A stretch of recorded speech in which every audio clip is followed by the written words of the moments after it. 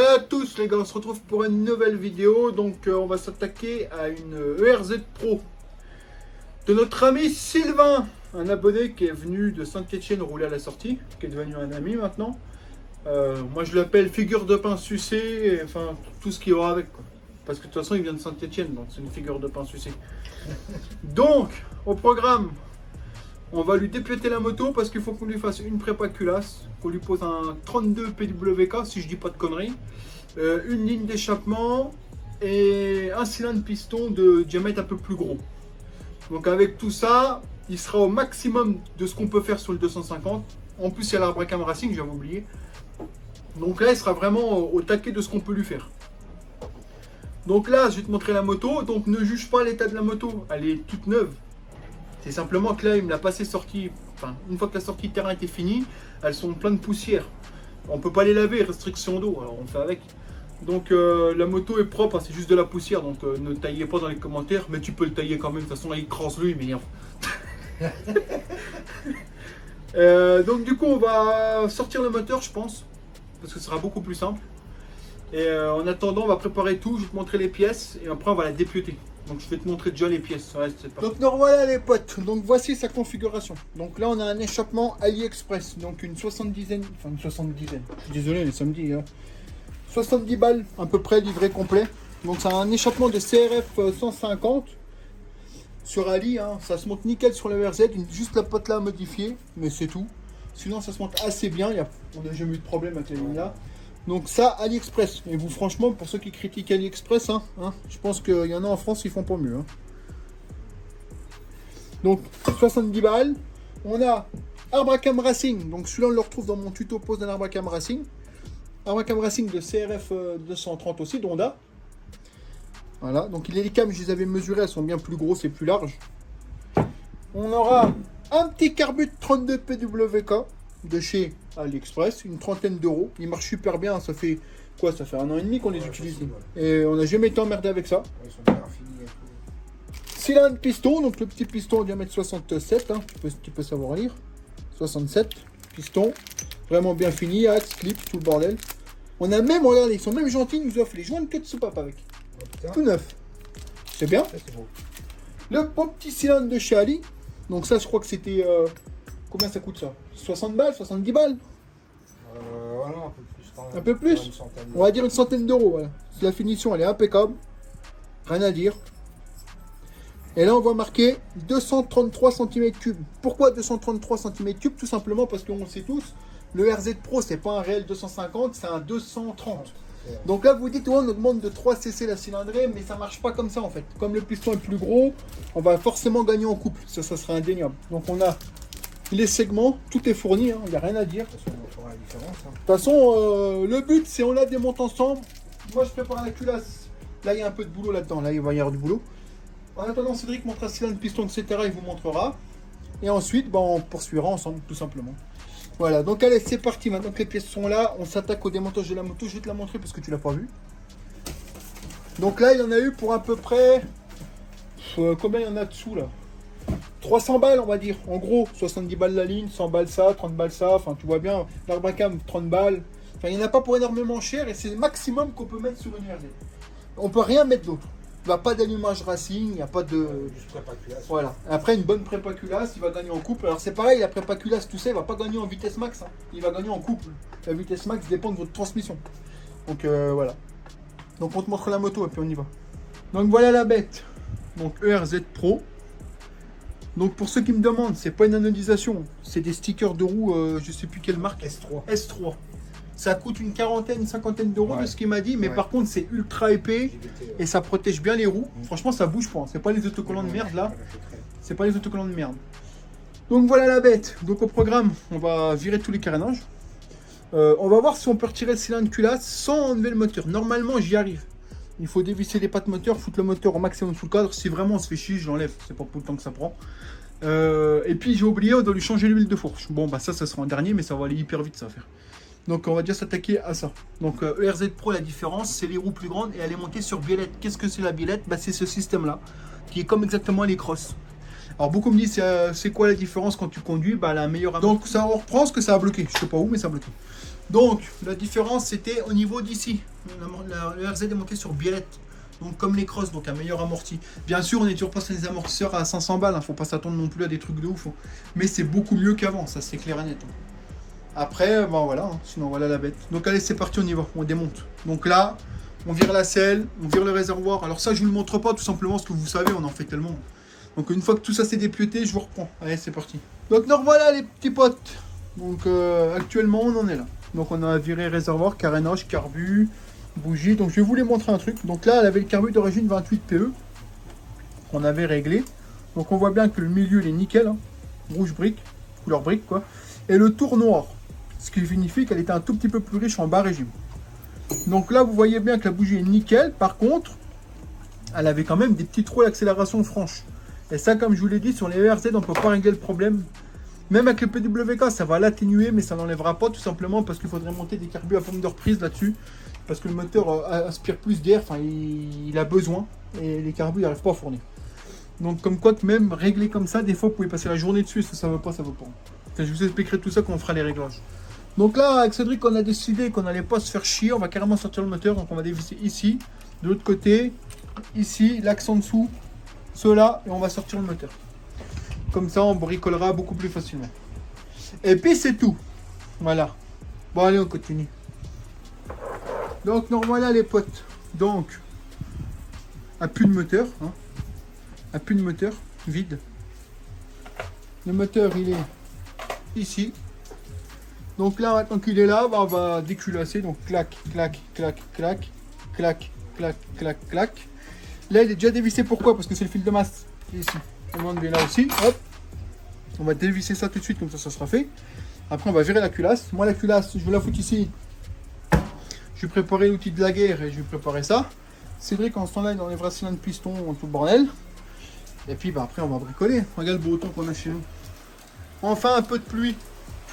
Tu regardes pas ma bagnole, mais regarde le beau temps qu'on a. Ouais, il fait super bon. Il fait meilleur dehors. Moi, je bricolerais bien dehors, moi. Là, regarde-moi ça, comment c'est beau. Là, ça tourne bien comme il faut. Ouais, gars. Ouais, je sais qu'il y en a rien à foutre, mais je te montre quand même. Donc, allez, c'est parti, là, on dépiote tout. Et hop. Bien sûr, on commence par enlever après. Il faut enlever en premier le tendeur de districe, parce que sinon l'arbre à cam, il va voler. Mais tout ça, tu le retrouves dans le tuto, pose un arbre à cam, etc., qui est déjà disponible.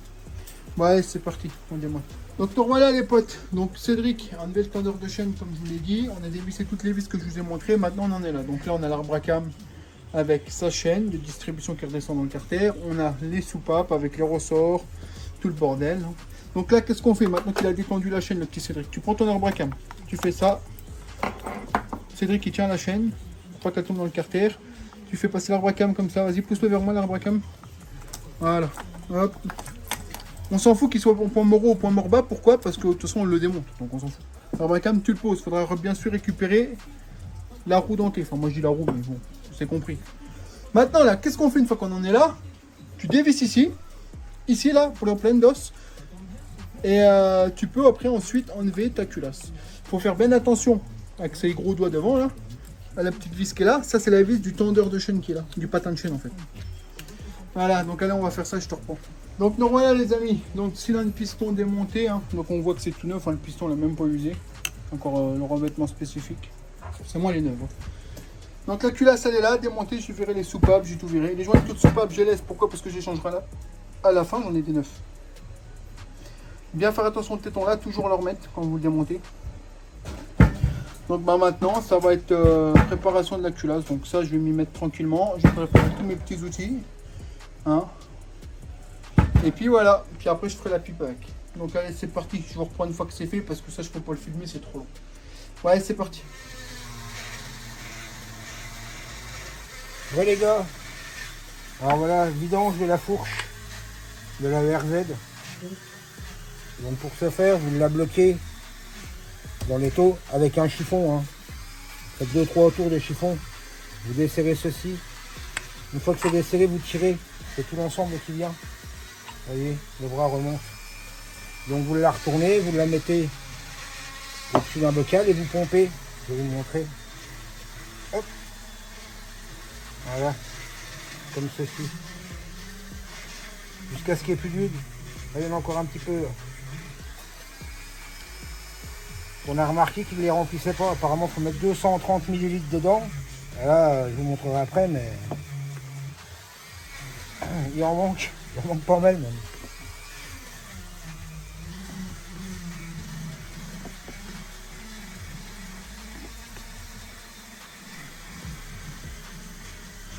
Je repose.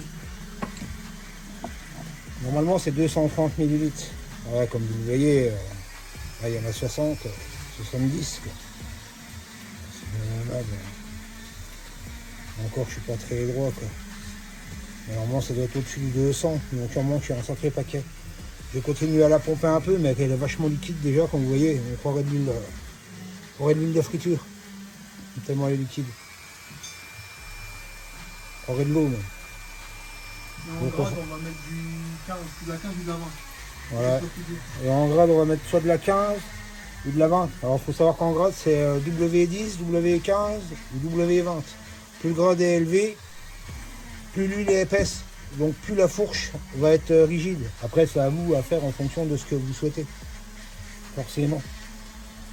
En général, la 0,15, c'est pas mal. La 0,15, c'est pas mal. 0,20, c'est plus pour de la route.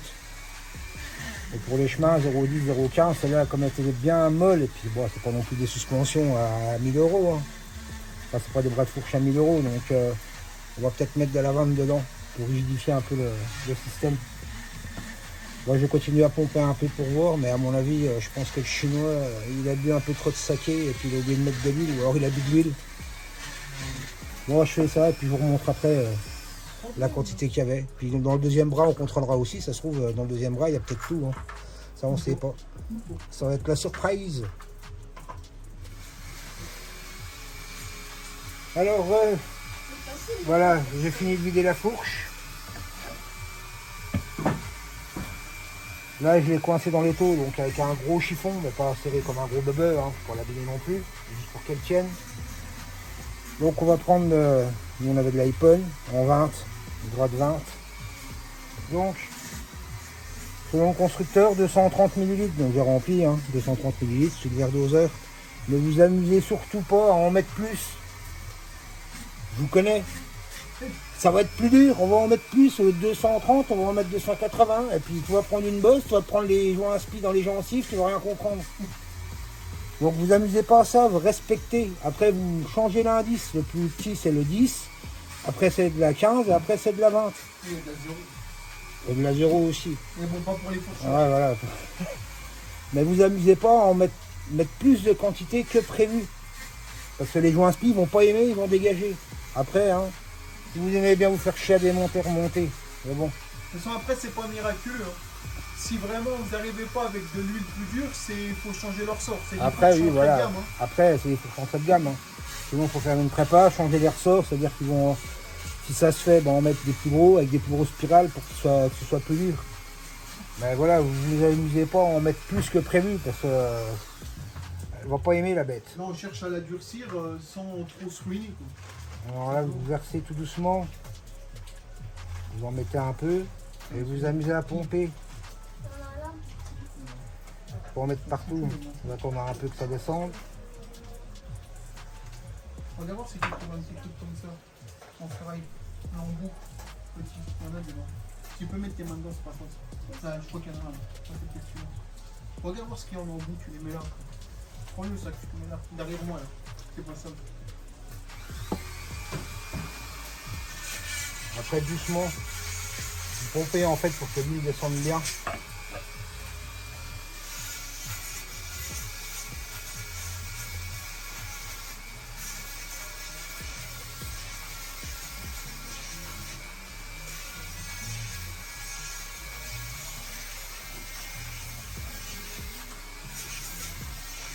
Ça va pas aller.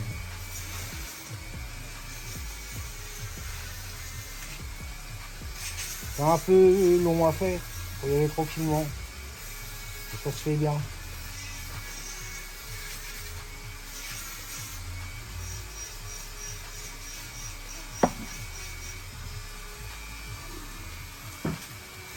toute façon, vous l'entendrez hein, quand vous pomperez. Hein. Ça fera des petits bruits.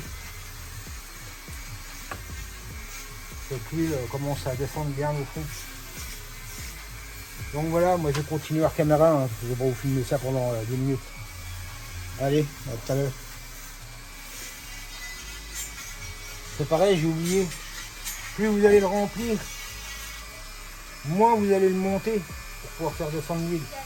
Et forcément, plus vous mettez l'huile, si vous remontez, tout va redégueuler, il va falloir tout recommencer. Donc progressivement, au début, hein, vous serez monté assez haut, et plus vous allez remplir, plus vous allez laisser le fourreau. Et là après, à la fin, voilà, vous actionnez comme ça. Et si vous montez trop haut, forcément toute l'huile va dégueuler. Vous allez gentiment comme ça pendant quelques minutes, histoire de bien faire que l'huile descende partout. Vous avez un petit joint là, je vais vous montrer.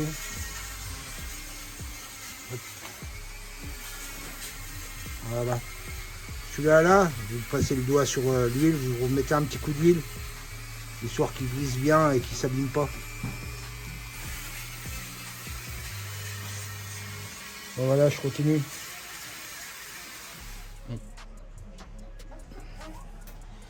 Alors, premier bras de fourche, on a fait celui-là. L'autre, c'est celui où il y a l'étrier de frein. Donc vous allez voir la différence, je les mets à l'envers, vous voyez bien. Mais les deux mains au même niveau. Hein. Vous voyez comment il descend, regardez celui-là, je peux même aller plus bas. Et l'autre, on chie comme un russe. Ouais, c'est ce qu'il faut. Voilà. Alors après, c'est toujours pareil, il faut le régler en fonction de leur poids et tout. Faut pas faire ça à l'arrache comme ça. Ah bah oui. Donc voilà, on se rend bien compte de la différence. Hein.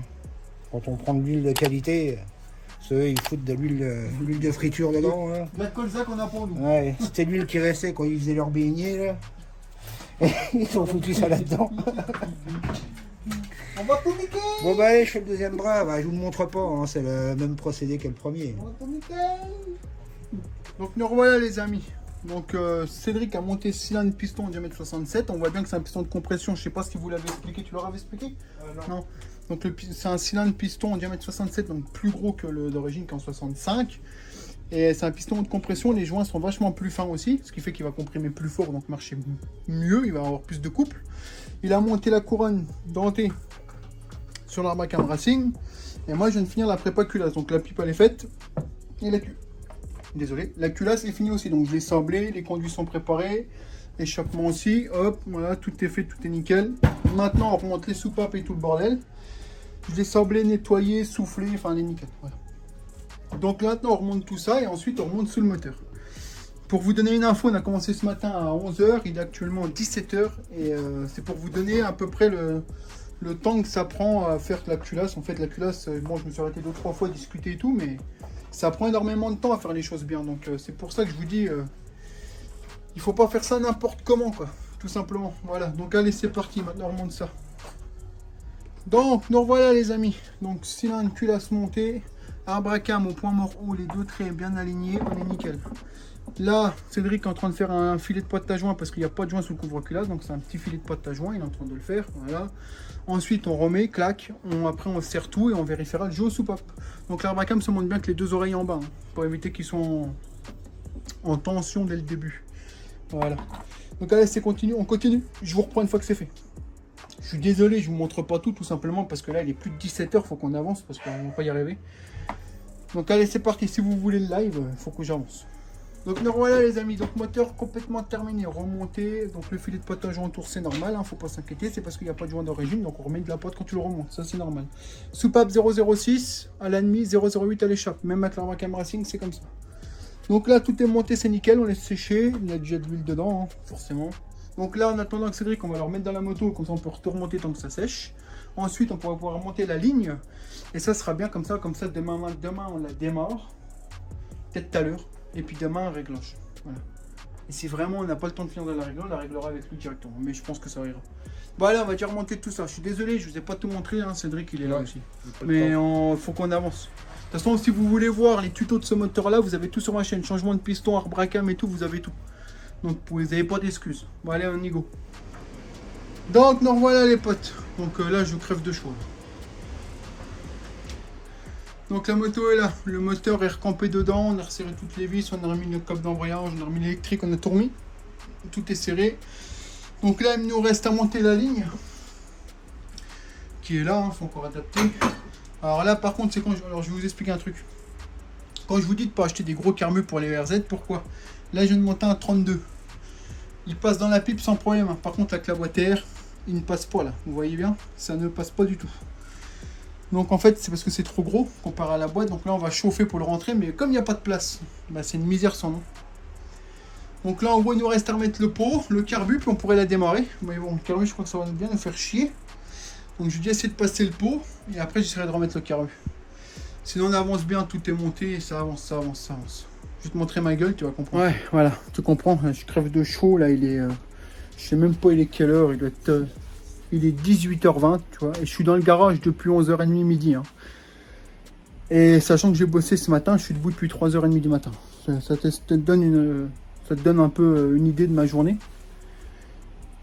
Je me plains pas, hein, loin de là, juste que je suis fatigué là. Forcément, je suis fatigué. Donc, on continue, on avance. Là, je suis emmerdé par ce putain de carbu. Je sais pas pourquoi ils prennent des aussi gros carbus. Là, c'est la galère. Donc, quoi qu'il en soit, bah, je vais essayer de monter la ligne déjà. Puis je reviendrai sur le carbu après, mais je crois que je peux même pas monter la ligne tant que j'ai pas emboîté le carbu. Alors, imaginez-vous que là, c'est la galère à le mettre et à l'enlever. Mais quand il va falloir régler le carbu, imaginez-vous le bordel. Parce que sur les RZ, il n'y a pas de place. Donc voilà. Ouais. Donc bah là, écoutez, je vais monter la ligne hein, avec vous. On va regarder ça. Bon, allez, c'est parti. Bon, les amis, la ligne est montée. Donc une toute petite modif à faire. Je vais te montrer ça. Je sais pas pourquoi il fait ça, le téléphone, tu m'excuses. À ce tour-ci, j'ai plus trop la tête. Hein. Donc la patte qu'il faut enlever, c'est celle-ci. Hein. C'est celle qui donne avec la ligne qui est soudée.